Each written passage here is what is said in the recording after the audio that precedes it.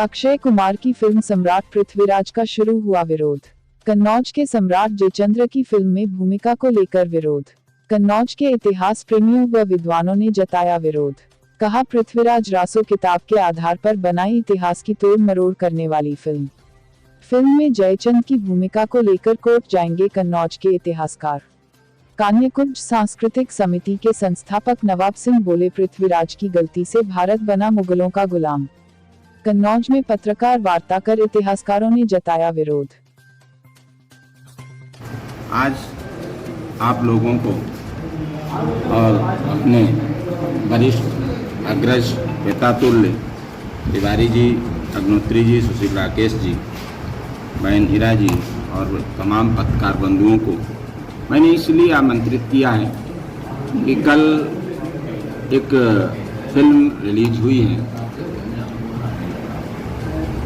सम्राट पृथ्वीराज।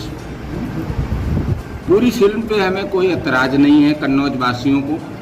ये जो मैं बात कर रहा हूँ, ये सिर्फ बात नवाब सिंह की नहीं है, कन्नौज वासियों की तरफ से।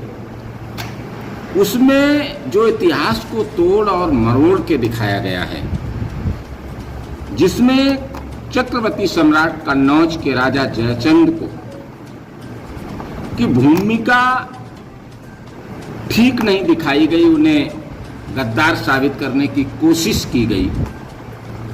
हम लोग कन्नौज वासी अपनी मिट्टी पे लगा हुआ दाग छुटाने के लिए सदैव तत्पर रहे हैं। प्रयास भी चलता है हमारा, गोष्ठियां भी होती हैं। महाराजा जयचंद पर, उनके उज्जवल जीवन चरित्र पर चर्चा भी होती है। कमेटी ने उस पर इनाम भी रखा है। जो हाल में फिल्म आई है, मुझे नहीं लगता है कि उस फिल्म को बहुत अध्ययन करके बनाया गया।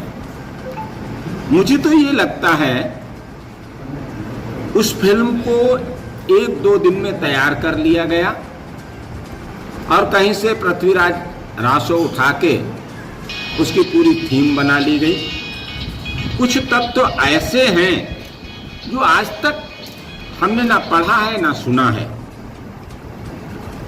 हमारी ये धरती है, यहाँ हम लोग पढ़े हैं, बढ़े हैं, आगे बढ़े हैं।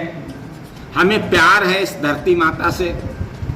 जब जब इसकी अस्मिता को ठेस लगेगी, कन्नौज के लोगों को, कन्नौज की भावनाओं को ठेस पहुंचेगी, तब तक हम सब मिलके अपनी धरती माता की लड़ाई को लड़ेंगे, चाहे कोई हो।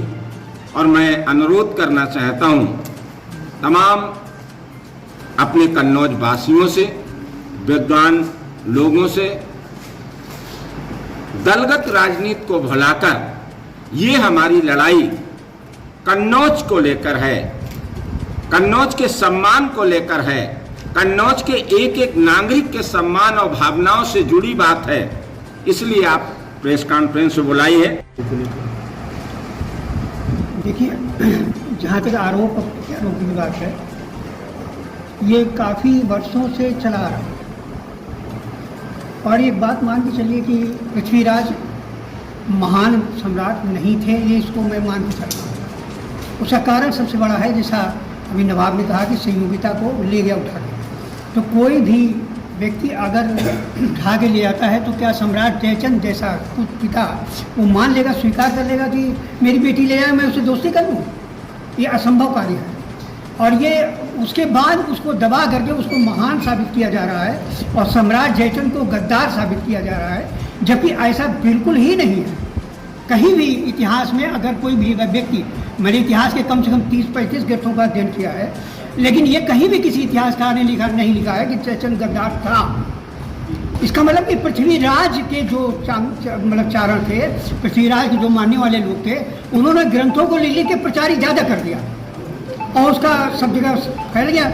लेकिन जयचंद के बारे में लिखने वाला कोई नहीं था और उसका नतीजा निकला कि जयचंद को दबाते लोग चले गए और कहते चले गद्दार गद्दार गद्दार, जबकि ऐसा बिल्कुल नहीं इतिहास में कहीं लिखा।